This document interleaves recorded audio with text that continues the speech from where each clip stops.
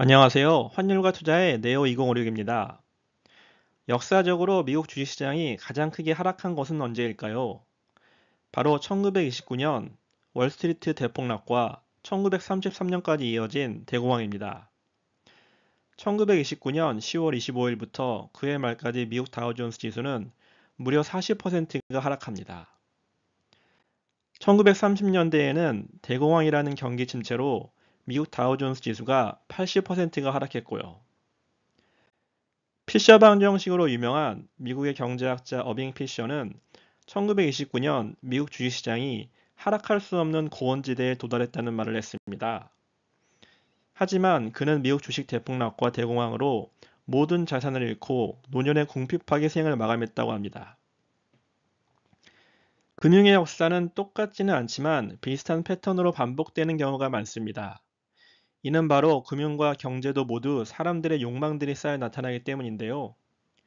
현재도 미국 주식에 대한 열풍과 우려가 상존하는데 1923년대의 역사적 사건에서 유사한 인사이트를 찾아보고 대응 방법에 대해서 말씀드리겠습니다. 미국 주식시장은 1929년 10월부터 그해 말까지 40%가 하락했습니다.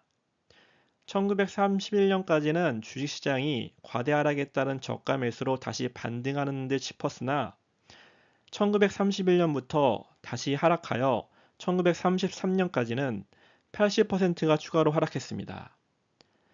1929년 10월 고점부터 1933년 저점까지 무려 87%가 하락한 것입니다.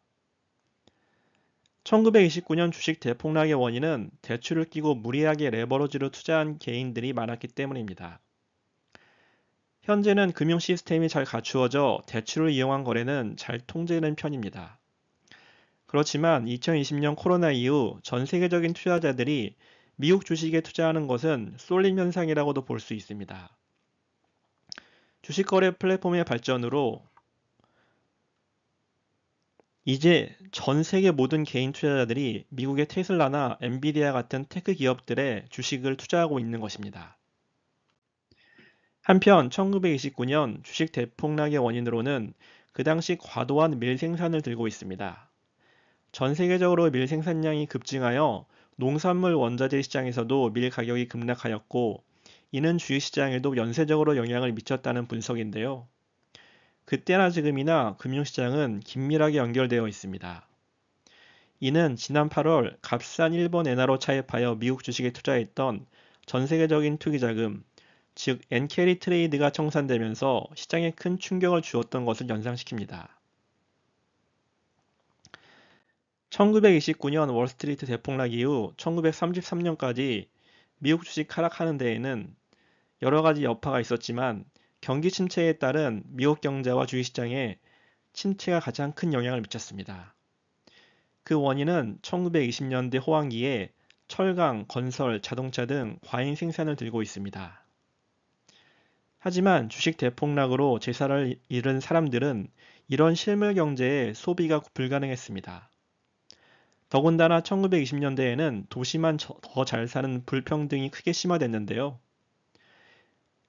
이는 전체 소비 계층을 줄어들게 만들어 경기가 침체되자 소비는 더 위축됐습니다. 금융 시스템도 잘 갖추어져 있지 않아서 은행의 무리한 개인 대출과 부실 채권이 쌓이면서 은행들이 연쇄적으로 파산하게 되었습니다.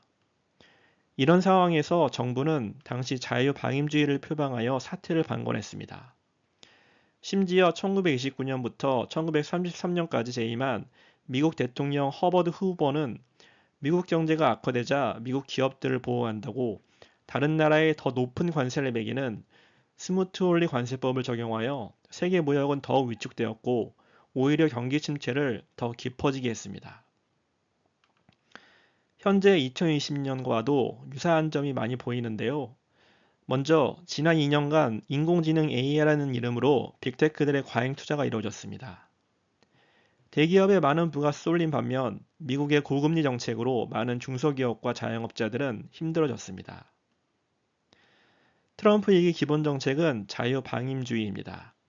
그리고 트럼프의 대표 정책인 고관세는 100년 전 후보 대통령의 스무트올리 관세법처럼 글로벌 무역을 위축시켜 경제 침체기에 회복을 더 어렵게 만들 가능성이 있습니다.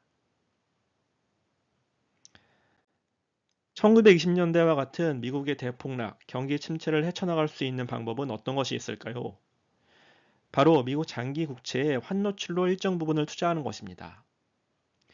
2년 전부터 이어진 미국의 금리 인상으로 자본 차익을 목적으로 미국 장기 채권에 투자한 분들이 많습니다. 대부분 미국 금리 인하 시 장기 채권도 가격이 오를 것으로 보고 들어간 경우가 많은데요. 현실은 미국 기준금리 인하에도 불구하고 장기 금리는 떨어지지 않아서 별로 큰 재미를 보지 못한 경우가 많습니다. 더군다나 미국 장기 채권 ETF의 경우 환해지로 투자한 경우가 많은데 환율은 1년 전보다 10% 이상 강해져서 여기서도 이익을 보지 못했습니다.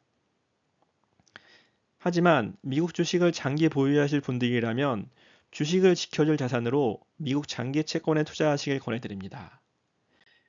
미국에 예상치 않았던 금융 혼란이나 경기 침체가 오면 가장 수혜를 보는 것 중 하나는 미국 장기 채권입니다. 지금처럼 페드가 예상된 경로로 기준금리를 내린다면 장기금리는 기준금리만큼 하락하지 않을 수 있습니다. 하지만 경기 침체가 온다면 페드는 어쩔 수 없이 급하게 기준금리를 내릴 것입니다. 이때는 안전자산인 미국 채권으로 자금이 몰리게 되고 미국 장기금리도 하락할 수밖에 없습니다. 1930년대 대공황 당시를 살펴보면 경기 침체와 주식시장 하락으로 페드가 단기금리를 내리고 미국 장기 채권 금리도 동반하여 하락한 것을 볼 수 있습니다. 한편 한국 투자자들에게 미국 주식에 대한 해지는 바로 달러입니다. 미국 채권도 환해지보다는 환노출로 투자할 때 예상치 않은 글로벌 경기 침체에 좋은 해지 수단으로 작용할 수 있습니다.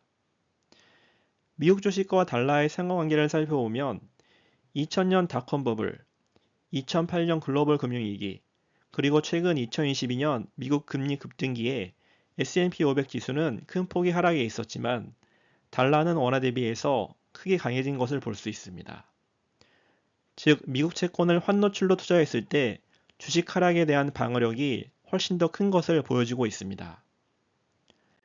요약 정리하면 첫째, 1929년 미국 월스트리트 대폭락과 1930년대 대공황은 1920년대 경기 호황과 거품 붕괴에서 발생했고, 둘째, 현재 2020년대에도 장기적으로 경기 침체에 따른 미국 주식 급락 위험이 있으므로, 셋째, 미국 주식에 장기 투자하는 투자자라면 미국 장기 채권 환노출로 투자하여 자산을 분배할 필요가 있다는 것입니다.